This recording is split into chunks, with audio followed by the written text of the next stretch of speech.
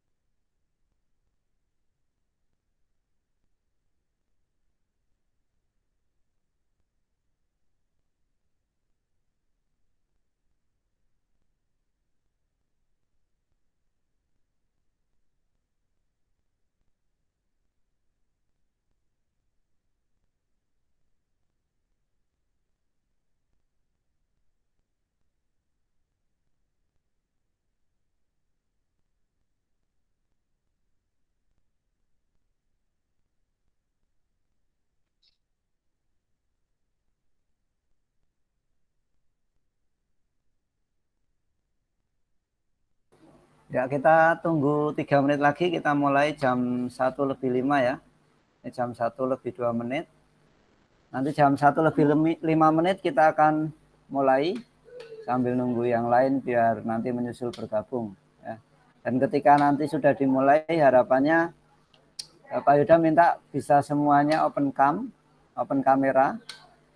Ya, nanti ketika sudah dimulai supaya bisa terekam ya, wajah gantengnya atau wajah cantiknya ya. Bagi teman-teman ada yang kangen, udah lama nggak ketemu ya.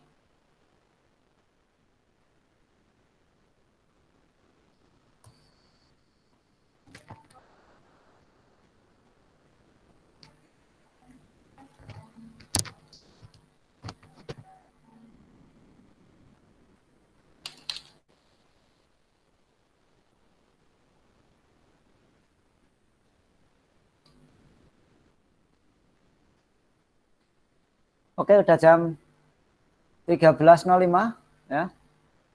Sudah jam 13:05, kita akan mulai saja ya.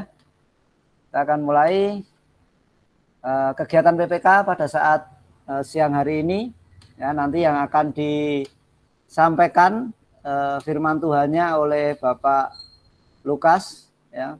Nanti semuanya bisa mengikuti dari awal sampai akhir.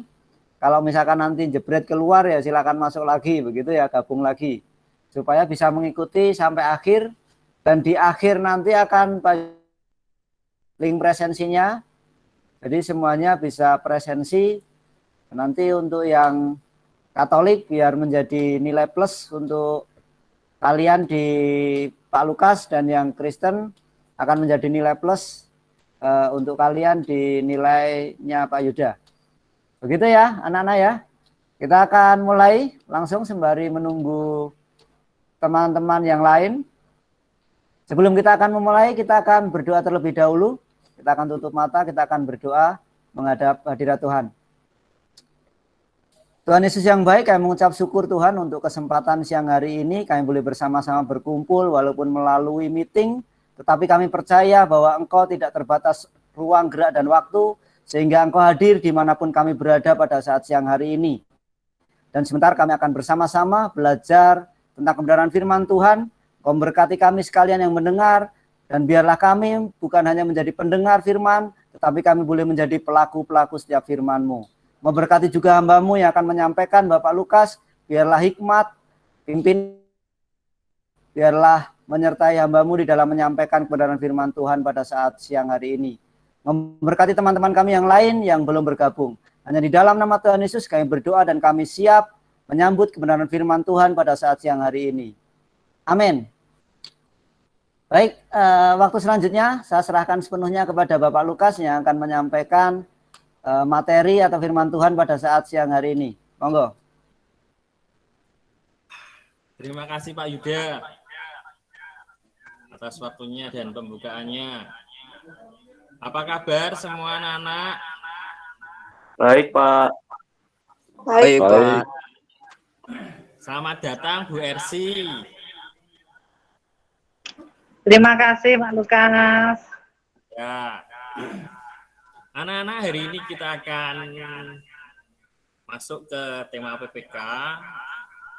Dua tema yang akan kita bahas. Karena bulan lalu kita belum PPK dalam konteks agama. Nah, hari ini kita akan belajar bersama. Silahkan nanti jika saya minta tolong untuk membacakan kitab suci atau untuk membaca yang lain, silahkan kitab sucinya disiapkan dulu. Nanti karena ada beberapa bacaan yang akan kita baca bersama di dalam kitab suci. Semoga kitab sucinya sudah siap. Oke, untuk mempersingkat waktu, saya akan men-share PowerPoint-nya.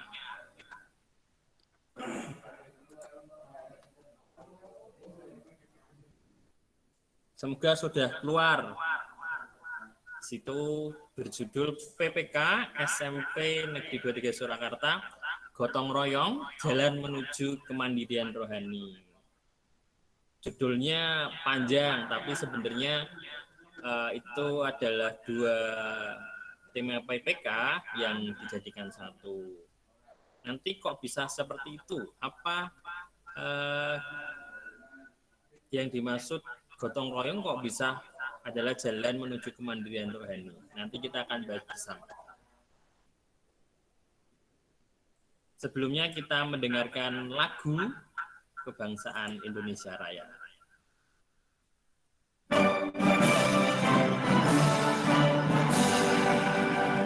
Indonesia,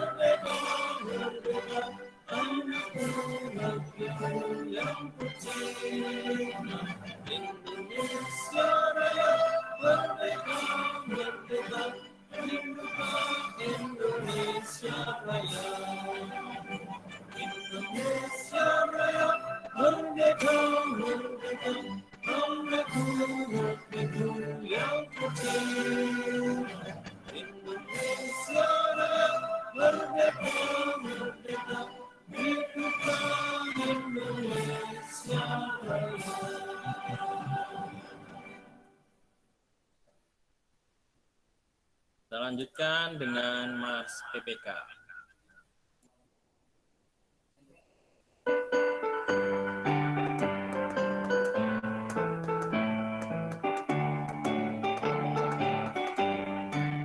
Gerakan Nasional Revolusi Mental karakter generasi gemilang, juga bangkitkan generasi emas bagi manusia Indonesia.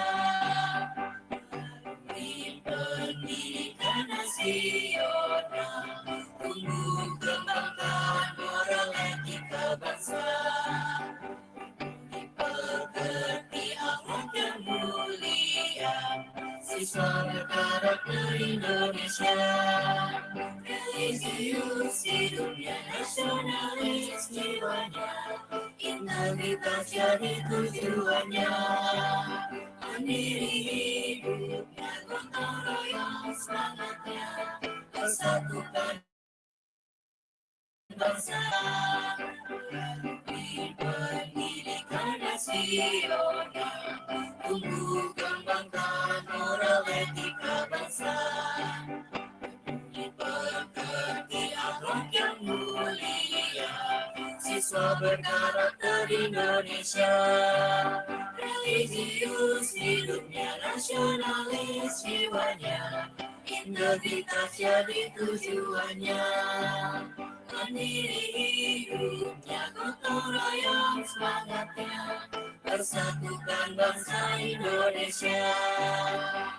Siswa berkarakter Indonesia, siswa berkarakter Indonesia. Kita lanjutkan dengan tepuk PPK. Tepuk PPK. Religius, nasionalis, mandiri, Gotong royong. integritas. Salam PPK. Salam. Cerdas, berkarakter, menyenangkan, luar biasa, hebat.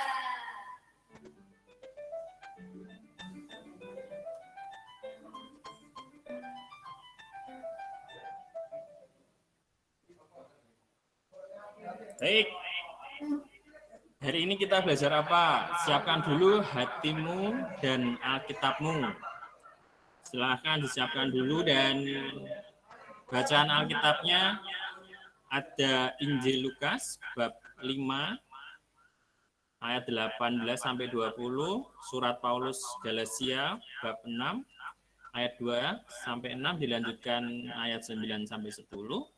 Surat Paulus kepada jemaat Filipi bab 2 ayat 12, surat Paulus kepada Efesus bab 4 ayat 13 dan terakhir surat Paulus kepada Efesus bab 6 ayat 10. Silahkan dibuka dulu kitab sucinya. Saya beri waktu 1 menit untuk mempersiapkannya.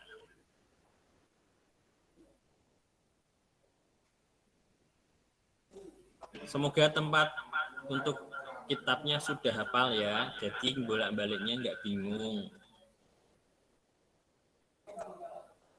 Terima kasih sudah ada 31 peserta yang ada di Google Meet ini. Kelas 7 sampai kelas 9.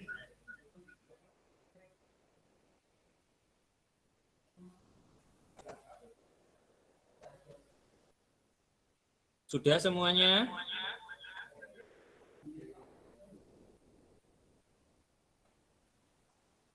Sudah menyiapkan kitab sucinya?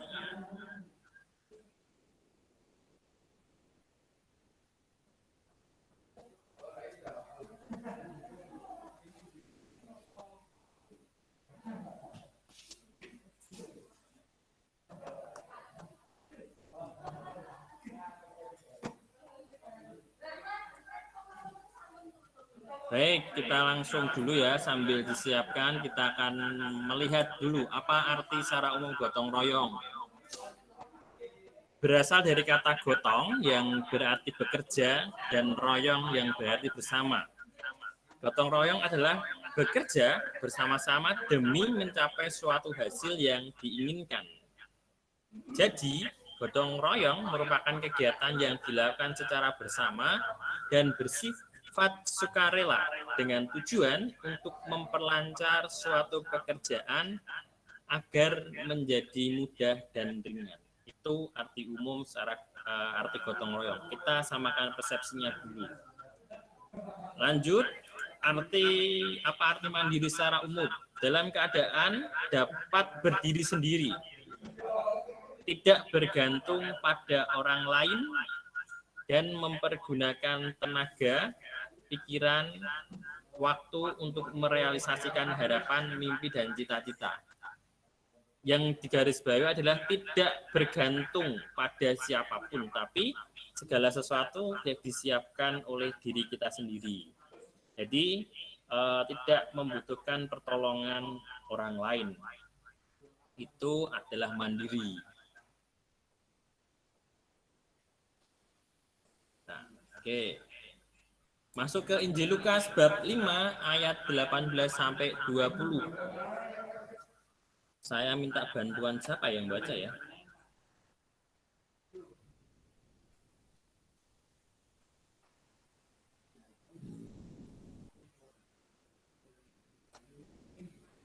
Ada siapa saja yang bisa diminta tolong?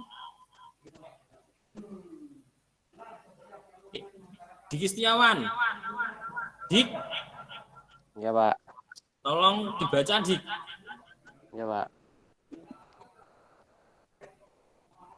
Injil Lukas bab 5 ayat 18 sampai 20. Lalu datanglah beberapa orang mengusung seseorang lumpuh di atas tempat tidur. Mereka berusaha membawa dia masuk dan meletakkannya di hadapan Yesus. Karena mereka tidak dapat membawanya masuk berhubung dengan banyaknya orang di situ, naiklah mereka ke atap rumah, lalu membongkar atap itu, dan menurunkan orang itu dengan tempat tidurnya ke tengah-tengah orang, banyak tempat di depan Yesus.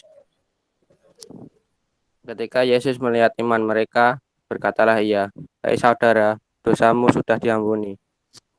Baik, terima kasih Diki. Nah, itu adalah kutipan atau perikop dari Injil Lukas. Diceritakan bahwa saat Yesus berkhotbah di dalam rumah, ada beberapa orang mengusung orang yang sakit untuk disembuhkan oleh Yesus, tetapi keadaan tidak memungkinkan karena pintu tertutup oleh banyak orang. Dan akhirnya mereka naik ke atap rumah dan membongkar atap rumah. Karena sebagian besar atap rumah pada zaman Yesus itu rumahnya berbentuk kotak dan atasnya adalah tempat untuk menjemur. Akhirnya dibuka dan menurunkan orang yang sakit itu lewat atap rumah. Kurang lebih ceritanya begitu. Terus apa yang bisa kita ambil dari perikop Injil Lukas itu? Gotong royong yang mandiri. Orang yang menolong adalah orang yang sudah mandiri. Kenapa kok begitu? Iya, kurang lebih ada 4 orang yang menolong yang lumpuh itu karena membawa tandu. Adalah orang yang mandiri. Kita menolong orang lain, pasti kita harus mandiri dulu. tidak menjadi orang yang manja. Maka kita harus mandiri. Sama halnya seperti orang-orang yang menolong orang yang sakit. Orang-orang bersama-sama menggotong atau mengusung tilam tempat tidur atau tanduk bersama-sama. Dan di sini ada nilai gotong royong. Ada kepedulian bersama untuk menolong orang yang sedang sakit. Karena dari dalam hati seseorang dengan ketulusan hati mau membantu, ikut bahagia jika orang yang ditolong sembuh. Maka diusahakan bagaimana caranya orang yang sakit ini dapat sembuh dengan mukjizat Yesus.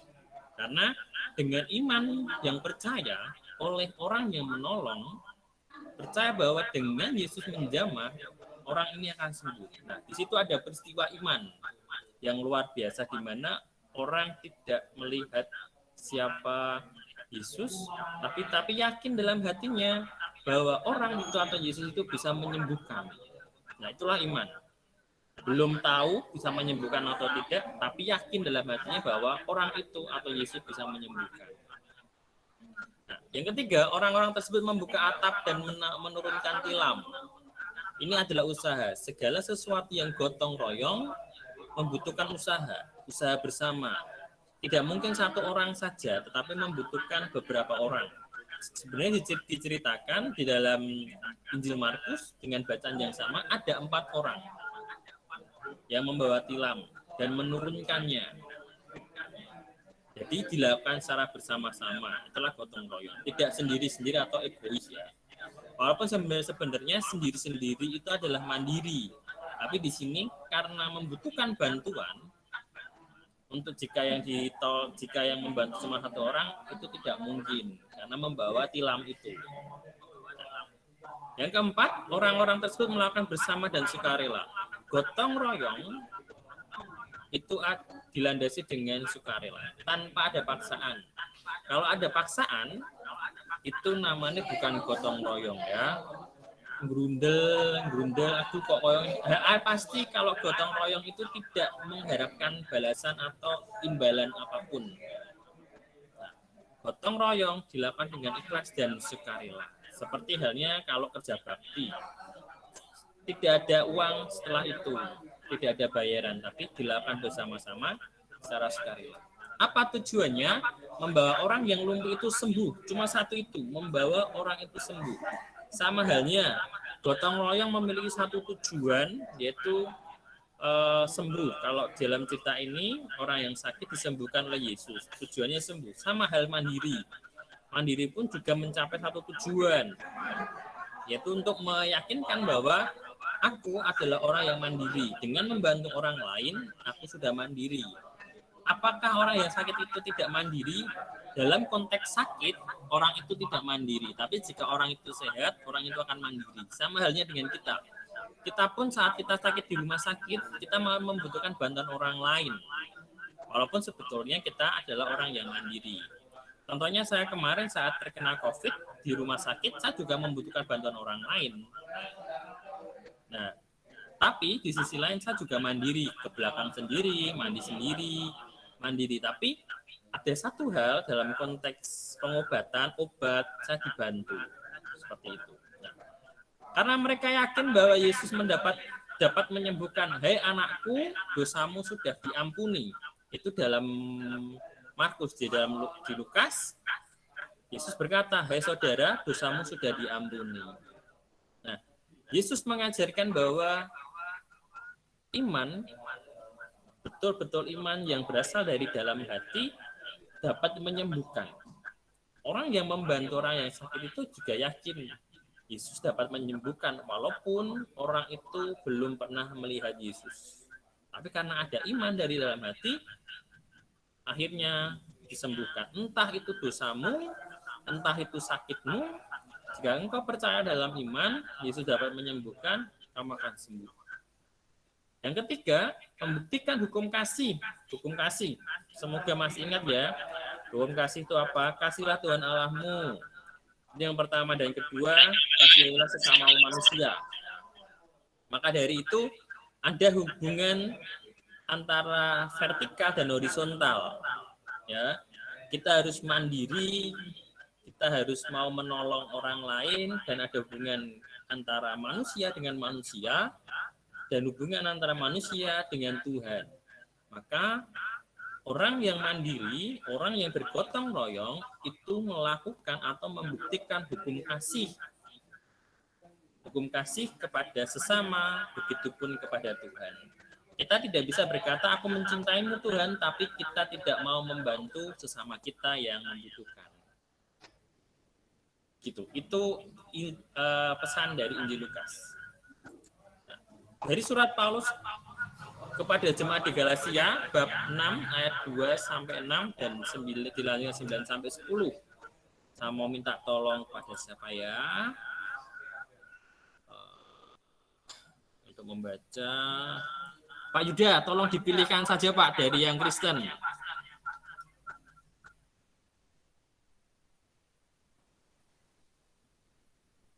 Bentar. Siapa ini? Yang jarang muncul siapa ya? Christian Saputra deh. Ya Jo. Jojo ini silakan Jo. Ya. Surat Paulus Galatia 6 ayat 2 sampai 6 dilanjut 9 sampai 10. Bertolong-tolonglah menanggung bebanmu. Demikianlah kamu memenuhi hukum Kristus. Baiklah tiap-tiap orang menguji pekerjaannya sendiri, maka ia boleh bermegah melihat keadaannya sendiri dan bukan melihat keadaan orang lain. Sebab tiap-tiap orang akan memikul tanggungannya sendiri. Dan baiklah dia yang menerima pengajaran dalam firman, membagi segala sesuatu yang ada padanya dengan orang yang memberikan pengajaran itu. Janganlah kita jemu-jemu berbuat baik, karena apabila sudah datang waktunya, kita akan menuai jika kita tidak menjadi lemah. Karena itu, selama masih ada kesempatan bagi kita, marilah kita berbuat baik kepada semua orang, tetapi terutama kepada kawan-kawan kita seiman. Baik, terima kasih sudah membacakan. Kita lihat apa pesannya dari surat Paulus kepada jemaat di Galatia. Kita harus tolong-menolong dalam hal iman rohani, saling mendoakan, saling menguatkan, dan saling berbagi kesaksian iman. Jadi kita tidak harus tolong-menolong atau gotong royong dalam hal jasmani ya, seperti tadi mungkin menolong orang yang sedang sakit, terus bekerja bakti di lingkungan kalian. Tetapi di sisi lain, kita harus saling tolong-menolong dalam konteks rohani. Saat teman kita goyah dalam iman, kita datang untuk menguatkan iman, saling mendoakan, saling menguatkan, dan saling berbagi kesaksian iman. Agar apa? Kita yang hidup di dunia ini pasti akan mendapatkan cobaan atau ujian, dan kita harus saling menguatkan satu sama lain. Jangan sampai teman kita merasa, aduh kok di Kristen semacam ini, aku mengikut Yesus kok berat banget ya, semacam itu. Kita mengurangi itu. Yang kedua, pengikut Kristus sejati akan melakukan apa yang telah diajarkan oleh Kristus sendiri dengan tindakannya kepada orang lain, terutama orang yang tersinggir.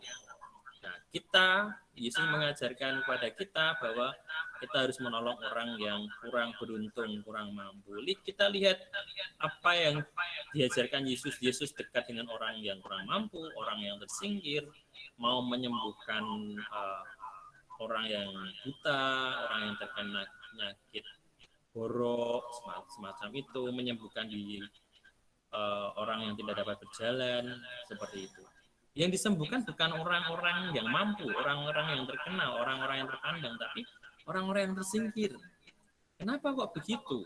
Karena orang yang tersingkir, orang yang kurang diperhitungkan, katakanlah zaman sekarang orang yang kurang mampu ya, mungkin miskin, lebih mengandalkan hidupnya, lebih mengandalkan pada kemurahan Tuhan.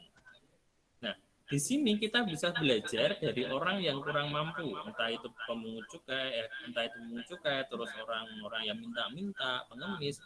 Mereka malah memilih kemandirian rohani, menggantungkan semua hidupnya kepada Tuhan. Ya, disitulah iman. Terkadang kalau kita sudah bahagia, kita mampu, kaya dalam hal materi, kita melupakan Tuhan. Bersyukur secukupnya. Tapi kalau kita melihat orang yang kurang mampu, dia selalu bersyukur setiap hari. Karena apa? Apa yang didapat saat itu juga disyukuri. Ada hukum tabur tuai. Jika kita berbuat baik, kebaikan itu akan kembali kepada kita. Di sini kita juga diajarkan, Yesus juga mengajar bahwa berbuat baiklah.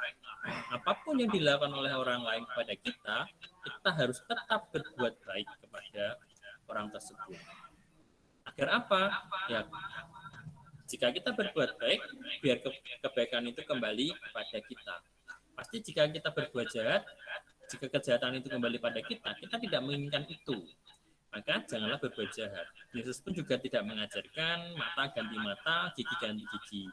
Tapi jika kita ditampar pipi kiri, berikan juga pipi kanan.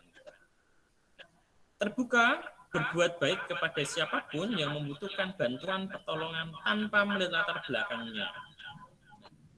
Entah itu orang yang miskin, entah orang yang tidak kita kenal, selama dia membutuhkan bantuan dan kita mampu, kita harus menolongnya.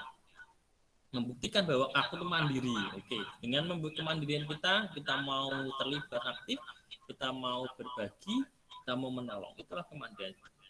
Orang yang tidak mandiri pasti tidak akan menolong, tidak mau, karena dirinya belum mandiri. Orang yang sudah mandiri pasti dia mau memberikan waktunya, mengorbankan waktunya untuk menolong orang lain.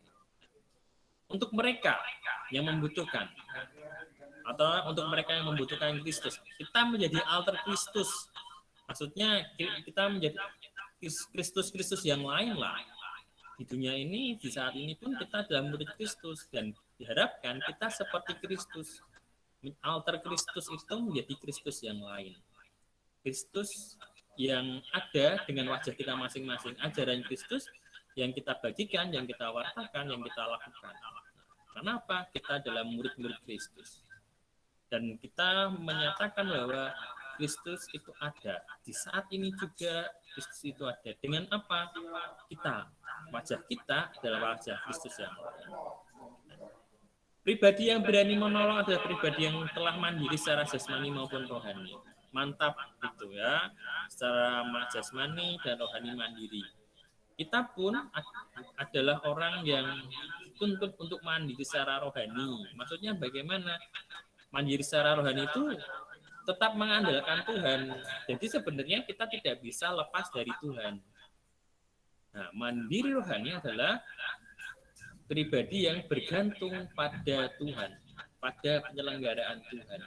Kita tetap bergantung pada Tuhan, walaupun kita mandi secara jasmani. Tapi secara rohani, kita tetap bergantung pada Tuhan. Membangun hubungan doa yang baik, selalu melakukan perintah Tuhan, dan menjauhkan apa yang dilarang dalam 10 perintah Allah itu, kita melakukan itu. Itu yang penting. Itu pesan dari Galatia. Nah, saya akan memberikan penguat kemandirian rohani. Ada Filipi bab 2 ayat 12. Hai saudara-saudaraku yang kekasih, kamu senantiasa taat, karena itu tetaplah kerjakan keselamatanmu dengan takut dan gentar.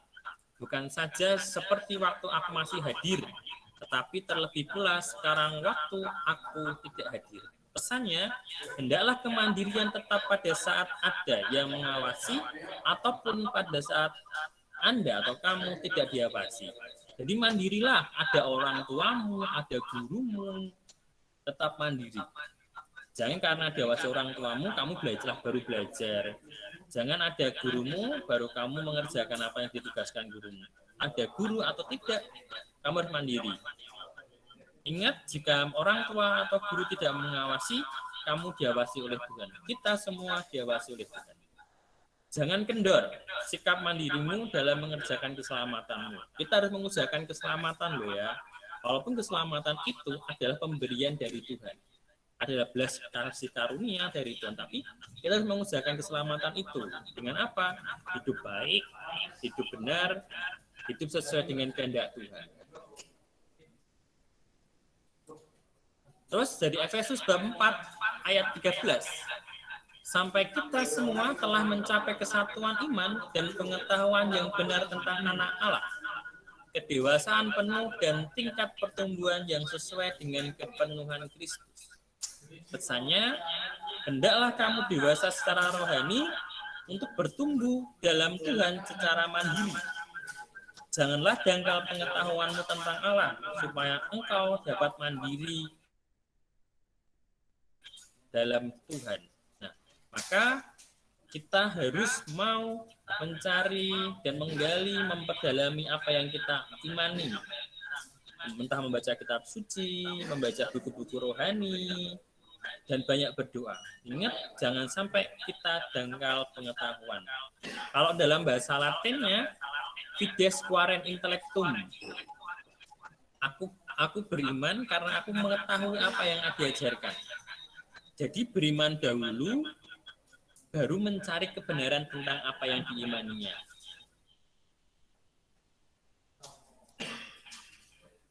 Penguat kemandirian yang ketiga, Efesus bab 6 ayat 10. Akhirnya, hendaklah kamu kuat di dalam Tuhan, di dalam kuasanya. Pesannya, hendaklah kemandirianmu senantiasa kuat dalam Tuhan dan pertolongan kekuatannya. Janganlah kemandirianmu atas kekuatanmu sendiri, tetapi berasal dari kuasa Tuhan. Jangan merasa kamu mandiri karena dirimu sendiri, tapi kekuatan atau kemandirianmu itu digantungkan pada Tuhan. Ingat, manusia tidak bisa hidup tanpa Tuhan. Kita pun dalam jalani hidup itu karena kasih karunia. Itu omongannya Pak Yuda. Hidup kita adalah kasih karunia dari Tuhan. Nah, maka kemandirian kita dalam hal konteks rohani, kita harus menggantungkan harapan kita, iman kita kepada Tuhan. Secara jasmani okelah kita mandiri, tapi secara rohani kita tetap membutuhkan Tuhan untuk membimbing kita, untuk memelihara kita. Ingat, segala sesuatu yang sudah kita miliki, kita jaga dengan baik. Apapun yang kita cita-citakan, kita usahakan dengan jalan yang baik, jalan yang benar. Maka hidup kita harus bermakna bagi sesama dan orang lain. Begitu untuk tema saat ini, gotong royong adalah jalan menuju kemandirian rohani. Semoga apa yang saya sampaikan berguna bagi kehidupan kalian, bagi jalan hidup kalian. Kalian semakin terberkati dan iman kalian bertumbuh menjadi iman yang baik dan dapat menjadi saksi-saksi Kristus bagi kehidupan kalian dimanapun kalian berada. Jika ada salah kata yang menyinggung dari saya minta maaf. Atas waktu dan perhatiannya saya ucapkan terima kasih, shalom dan berkat dalam. Terima kasih Pak Yuda, saya kembalikan kepada jenengan. Oke, terima kasih Pak Lukas untuk penyampaiannya. Anak-anak diberkati semua, amin. Amin. Ya, pastinya setiap kebenaran firman Tuhan yang ditabur di hati kita masing-masing bisa bertumbuh, berakar, dan berbuah, ya. Dan kita menjadi pelaku-pelaku setiap firman Tuhan, karena tadi dibilang bahwa kita ini sebagai murid Kristus juga harus mencerminkan kehidupan Kristus, supaya Kristus itu nyata di dalam kehidupan kita, dan banyak orang diberkati melalui kehidupan kita, ya. Dan dimanapun kita berada, kita selalu menjadi dampak yang positif. Oke, Pak Yuda akan link untuk presensi ya di chat. Silakan bisa di copy dulu, nanti baru presensi setelah kegiatan ini berakhir, ya. Oke, ini masih ada 32 yang bergabung. Dan terima kasih anak-anak yang sudah bergabung semuanya. Kita akan akhiri kegiatan PPK kita pada saat siang hari ini. Kita akan menutupnya di dalam doa sekali lagi. Kita akan berdoa. Tuhan Yesus, terima kasih untuk pemberitaan firman-Mu yang telah disampaikan oleh hamba-Mu. Dan biarlah firman Tuhan yang boleh ditabur di dalam hati kami, boleh berakar, bertumbuh, dan berbuah di dalam kehidupan kami. Dan Kau berkati juga hamba-Mu yang telah menyampaikan kebenaran firman Tuhan pada saat siang hari ini. Biarlah berkat jasmani, berkat rohani melimpah atas kehidupannya. Dan Kau berkati setiap anak-anak-Mu yang telah mendengar pada saat siang hari ini. Terima kasih Bapak. Lanjutkan setiap aktivitas dan kegiatan kami masing-masing. Engkau terus memberkati kami dimanapun kami berada. Terima kasih Bapa, hanya di dalam nama Tuhan Yesus kami berdoa dan mengucap syukur. Amin. Oke, selamat melanjutkan kegiatan anak-anak. Tuhan Yesus memberkati semuanya. Amin.